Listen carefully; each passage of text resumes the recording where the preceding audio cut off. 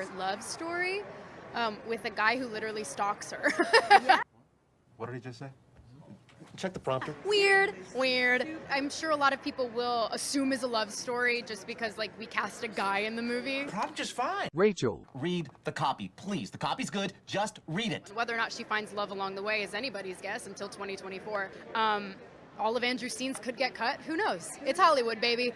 Hi, my name is Nacho. Welcome back to our channel. And I said it once, and I'll say it twice. I'll say it again. I don't want to talk about this movie. First of all, because it's dead on arrival. And second of all, because the world is so much brighter when dumb Hollywood actresses keep their mouths shut. But because Hollywood has quieted down a lot, everyone's now hearing the dumb shit that Rachel Zegler is saying. But before I go on, and in the off chance my suspicions are correct, if you enjoy the content, please give that bell a ring so you don't miss out on future videos. That way YouTube will stop burying them for lack of initial engagement. Thank you. Good. Glad we got that all sorted out. Now, marketing is hard. I should know that, I fucking suck at it. But in the lack of charisma, logic should take the forefront, meaning that you should say things to appeal to what your audience likes. And Rachel has been failing miserably at it. Because people who might watch Snow White, and any other Disney remix for that matter, probably want to see something close to what the original movie was about. In the case of Snow White, it's basically a love story where the damsel gets saved by the prince and associates, and the evil presence hell-bent on their lust for power is ultimately defeated. Those are kind of the foundations of the movie. Feel free to correct me or add more if I miss any. That's also the basic recipe for every successful originals that made Disney billions. So when Rachel came around and nonchalantly nuked those foundations, it was expected that people were not going to be happy about it. And it's gotten so bad to the point that marketing experts over at Disney Co. have to start planning how to get people back into wanting to watch this film. That is going to be a tough one, buds. Now, what got people talking lately is a video that resurfaced from 2022 where it appears Rachel addresses what she's been saying lately and the negative feedback she's received. But that's a video when the backlash for this film started back in 2022. So the marketing experts have known that this has been going on for at least a year and yet have done nothing to change the narrative to try to put Rachel on the good side of people, and kept feeding her these empowerment scripts that had people antagonizing her and outright killing the movie's prospects. Now they're saying that she might have not been the best person to talk about the film. What do you mean? She's literally the lead of the movie. I'd say either way, you don't have many choices. You can't have the prince talk about it, cause God forbid a white man talking about a female-led movie, and Gal Gadot barely speaks intelligible English. Also the fact that she's not gonna be safe. Yes, we got that, thank you Gal. Which is baffling to me. Imagine Tom Cruise couldn't go out to do his own promos. Ryan Reynolds, who is a genius in marketing his own stuff in the most hilarious way. The most recent case I know where a lead actor was not allowed to do the promos for his film was The Flash, where they have to have Sasha Cale run the promos for the film, which I don't really mind. I mean, look at her, god damn. Because Ezra Miller, the Mad Goose Wizard, was on the verge of getting locked up. I'm going to sound like a broken record, and I don't believe this is controversial, but I don't believe Rachel is fully to blame for this. Sure, she might come out as an entitled and insufferable crying child, but remember that she's an actress. She does not have the final word in what's being put out there. She's being puppeteered this whole time by the marketing experts, who obviously didn't look at their screens while writing her scripts, while they were sucking on their $20 Starbucks pumpkin lattes, and now they're throwing her under the bus, saying, oh, she might have not been the best choice for this film. No shit, Sherlock. First of all, people were not gonna be overly accepting of her not being white. And I don't mean this as a racial thing, you idiots. Say all you want about how she's one foundation level away from looking like the cartoon, or how her parents are from whatever fucking part of Europe they're from.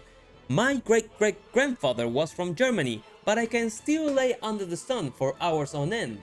With sunscreen, of course, because cancer is still a thing.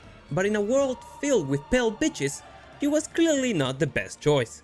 That being said, she can sing and she can dance. Not super sure about the acting, but she's got 2 out of 3 things that would make a pretty decent Disney princess. So her taking the role, despite the obvious identity politics, might not have been such a terrible choice after all.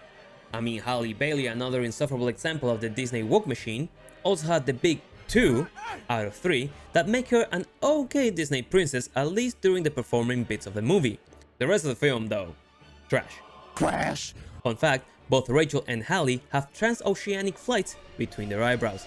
Just keep their fucking mouth shut. Don't have her speak about how brave and empowered the new versions are. Clearly don't have her say that the prince is a stalker. That's no bueno. That poor guy. I hope his scenes don't get deleted, and if they do, just grab the bag and run, brother. If there's anything to learn from Barbie, is that if your movie sucks, and it's just gonna be a bundled bunch of woke ideology nonsense that butchers the source material into an unrecognizable pulp, don't fucking tell us. That sounds ridiculous coming out of my mouth, I know, cause they should just make good movies and not lie about it. But we already know that the majority of the movies are gonna be shit anyways.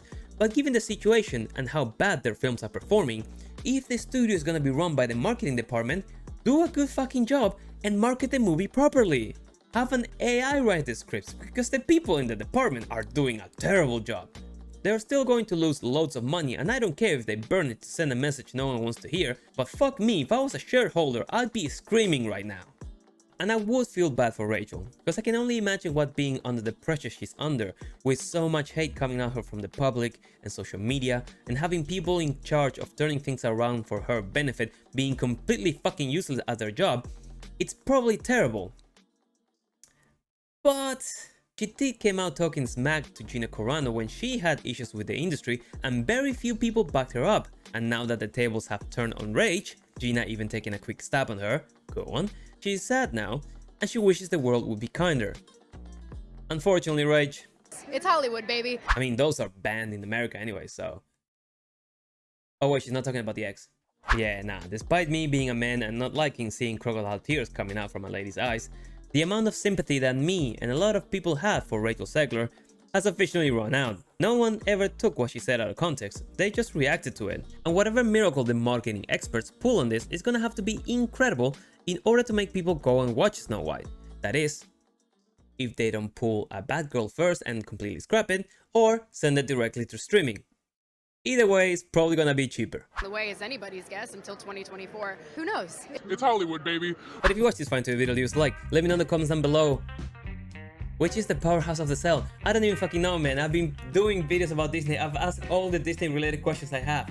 I've been playing Baldur's Gate for 5 days straight. That's all my brain is thinking right now. Oh. But as always, I've been Nacho. Hope you enjoyed the video. I'll see you in the next one. Take care.